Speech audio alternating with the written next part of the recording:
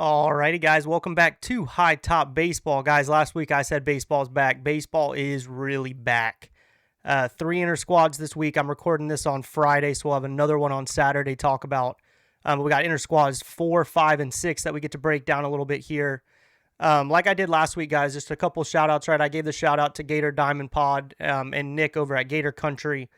A couple more this week, right? Hector Rodriguez at Hector Baseball if you're following along on Twitter. And then Hunter DeLauder. 2 guys that are going to be covering Gator baseball. They're going to be boots on the ground for those of us like myself who are unfortunately not in Gainesville, giving us a way to just kind of keep up with what's going on until the games start actually getting played. So a huge thank you to those guys. Make sure you go follow them. But let's get into it. All right, let's jump into inter-squad scrimmage number 4. You see here from Gator Diamond Pod, right? Jacob Kindle, 2 for 3, 3-run home run. This freshman, I mean, he has taken the world by storm so far in Gainesville. I think that Jaden Bastian injury's really opened up things in the outfield, right? You got Kyle Jones is a for sure starter out there. The other 2 slots are wide open, right? You could look at Yost, you could look at Sear, you could look at like a guy like Kendall, you could look at a Brookins, right? Those other 2 spots in the outfield are wide open. And Jacob Kindle, man, his bat has come out absolutely hot in Gainesville so far this spring. So it's going to be really fun, really interesting to follow. Colt Myers, 2 for 2. This is another kid, right, that we're going to have a potential to start. If Cade Curlin is still dealing with that oblique injury that we heard about a little bit last week, Colt Myers would be my decision, or my choice for penciling at the second base position. So that's going to be a fun one to watch. That whole infield, like we talked about a little bit last week, is just totally flexible. I feel like we got 4 guys that can play all 4 positions, so it's going to be fun to watch. We probably have 6 guys that could be starters there in the infield, 6 or 7 maybe even. So deep and talented are the words I've been using a ton so far this spring. And it's true, though. Deep and talented, man. This team is really deep. This team is really talented. Kyle Jones, 1 for 2, double, walk, RBI. I think he's going to be our leadoff hitter start the year, probably starting center fielder. Kid's an absolute stud. Blake Brookins, 1 for 2, 3-run home run. Again, the big lefty that stepped in for Tybo a little bit last year. I think he's got a spot if the bat's hot to maybe play some outfield, maybe DH a little bit. And then Cole Stanford, 1 for 2 with an RBI. Catcher position's wide open, DH position.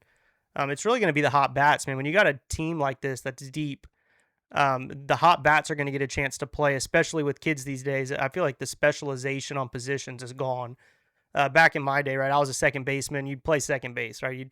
You could play a little bit here and there. Most of the time you had a position that you played. These kids these days, man, you move them around wherever they can play. They know that if they're hitting, coach will find a spot for them, which is exciting to see. So makes penciling in a lineup really fun.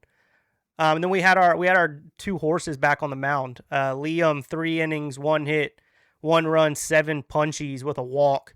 6 straight strikeouts to end the evening. 97 and 98, topping at 99, slider at 83, changeup at 87.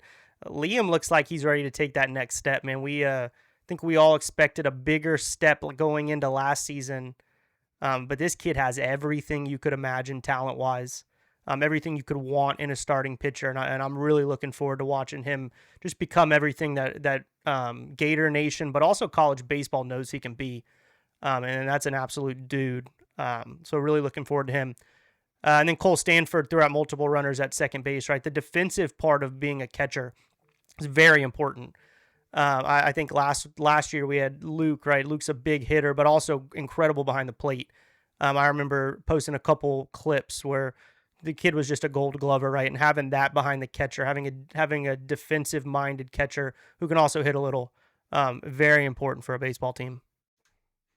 All right, let's jump over to inter-squad scrimmage number 5, number 2 of the week. Jumping out with the standouts here. Ethan Surwick, 2 for 3, 2 bombs, 3 ribbies.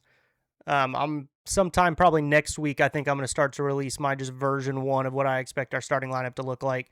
I think I got Ethan penciled in at third base right now. This is the kid, right, that perfect game left off the top 100 sophomores. I think that's going to be crazy when we look back at it.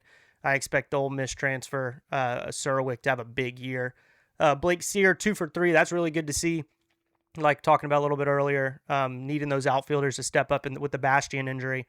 Really good to see Sear kind of come back into that form. We didn't see much of it last year, but we know he's got it. So good to see him swinging the bat well. Caden McDonald stays hot, 1 for 2, home run, walk, RBI. I think I got him penciled in at first base, right? It's a chessboard along across the infield. But I think I got McDonald penciled in as our first baseman. Cole Stanford stays hot, 2 for 3. Cash Strayer, another name to be looking at those outfield openings. Another freshman. Absolutely talented kid. Bat's looking good. 2 for 2 with a walk, 3 RBIs. And then Carson Bowen, who's I've got penciled in right now as our starting catcher, the TCU transfer. 2 for 3 with a triple and an RBI. You don't see triples very often from catchers, so that's pretty cool to see. Sanford, 2 innings on the mound, no hits, no runs, 3 punchies, 2 walks, 1 hit by pitch. Good to see the depth of these arms, right? This is probably going to be a bullpen kid. Wide open on who's going to earn Sully's trust, on who he's going to go to once these conference games come around. So we're going to get to see a lot of kind of playing and toying around with Sully to see the guys that are going to fill it up, who are going to throw strikes. And then once conference play starts, who he's going to be able to lean on and trust. Jackson Barberry, 1 inning, no hits, no runs, 2 punchies and a walk. Got him penciled in as our starting closer right now. Probably our go-to guy to shut some doors once these games get rolling. Jackson Hoyt, 1 inning pitched, no runs, no hits, 1 punchy and no walks. So really good to see the arms kind of start to get into shape, right? We talked a little bit last week. You don't want these arms to be ready to go in January.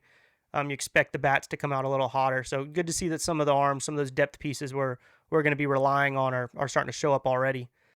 And then defensive plays turned in by Brendan Lawson at short. I think that's where I've got him penciled in to start the season. And then Sam Miller at second, right? Sam was the one that I think some people maybe was going to start at shortstop. If Lawson ends up starting there, maybe it's him or Colt Myers if Kurland isn't ready to go in game 1. It's really just a chessboard of pieces across the infield. I feel like you could just play rock, paper, scissors as these guys are running out of the dugout and let them go pick a position, and it would probably go well. These kids are talented. They can play multiple positions, which is fun as a head coach. And then last one of the week, Intrasquad scrimmage number 6. We'll have another one on Saturday that we'll talk about sometime early next week. But it's going to be the last one from this week on this video. Kyle Jones, 3 for 3. Kid just gets on base. That's why I've got him penciled in as our leadoff hitter to start the year so far. Yosti, 2 for 2 with a home run, a triple, a walk, and 3 RBIs. If I had to pick who I would be choosing to start in the corners for game 1, I think I'd put Yosten right as of today. I think just the veteran piece of that, right? I think the freshmen are going to have to earn it a little bit in Sully's eyes. So good to see Yosti hitting well. Cash Strayer, 2 for 3 with the walk. Just like in scrimmage number 5, the freshman's hitting. Another piece in the outfield. Jacob Kendall, same thing, right? Another freshman that's going to be in play in the outfield. 2 for 3 with a double and 2 RBIs. Colton Schwartz, 1 for 2 with an RBI. Cool to see JJ's little brother, little legacy kid out there. Fun to watch him. Excited that he got to Gainesville. It's going to be fun to watch his career. Billy Barlow, 3 innings pitched, 3 hits, no runs, 2 punchies, and a walk. I think Barlow, if he can put it all together, is going to be one of our early arms out of the bullpen this year, maybe a midweek starter. So really good to see him kind of rounding into form here already at the end of January. And then some defensive plays turned in. Miller at shortstop, we talked about him already a little bit. This kid's just making plays all over the infield. Ashton Wilson at first, that's another interesting name to watch. Ashton can play everywhere. So as injuries, as off days come up, another plug-and-play, pencil-in type of guy. Then Colton Schwartz at third. So really good to see scrimmage number 6 as this team kind of starts to round out into form. About 2 weeks away from first game. So really exciting stuff. All right, so a little giveaway prediction contest. We did this last year. No one won it, so it's going to be fun to kind of follow this year. I'm sure we can do it in future years as well, even if someone wins it. Home run prediction contest. So I'm going to send out a link on Twitter. I'll drop it sometime next week in the show notes on YouTube for those of you that aren't on Twitter.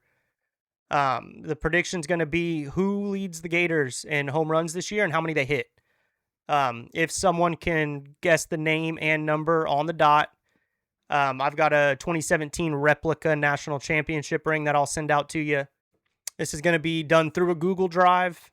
So there will only be one name and number per person, right? So you can't pick, you can have multiple people pick the same name and number. So once you get in there, if something's already taken, right, you're gonna have to pick an open slot. But just gonna be fun to follow, right? All as the season goes on, I'll do like we're 10% through the season, so here's the just expected statistically where they're gonna end up, who it looks like is the favorite to win it right now. Just gonna be something fun that we get to follow. Everyone loves home runs. Everyone loves the long ball. So gonna be a fun little prediction contest that we're gonna get to follow there. And then to end the video this week, like I said, next week I'm going to do an official version 1 lineup prediction, what I think our game 1 lineup's going to look like. But when I do that video next week, I'm going to dive a little deeper into the position groups, right? We'll kind of talk through who I'm predicting, but who also is kind of at play at that position. So we'll have a little deeper dive next week. But for this one, let's just go 9 positions across the field defensively, what I'm expecting our day 1 lineup to look like. It's going to be Liam Peterson on the mound. I think Carson Bowen behind the plate. I think we got Caden McDonald starting at first. I'm going to guess that Cade Curlin's ready to go for game 1. I think they're just being cautious with him, so I've got him penciled in at second. I've got Brendan Lawson at short. I've got Ethan Serwick at third. I've got Jacob Kendall, the freshman, in left field. That's the one I think I'm kind of on the fence about, just because Sully, I know, has got some veteran guys out there. I think you could have Blake Sear is probably the other name we'll talk about in the outfield a little bit. But I'm going to go with Kendall, Kyle Jones in center field, and then I'm going to go with Hayden Yost in right. So we'll see how I do there. Version 1.1, I guess, we'll come out with next week. Might have some changes based on the information we hear over the weekend. Hope you guys have a great weekend. Gator Baseball is back, man. This is exciting. Make sure you like, comment. Make sure you're subscribed to the Hightop Baseball page. Make sure you're subscribed over to the main page, Hightop Sports. Appreciate you guys, man. Go Gators, and God bless.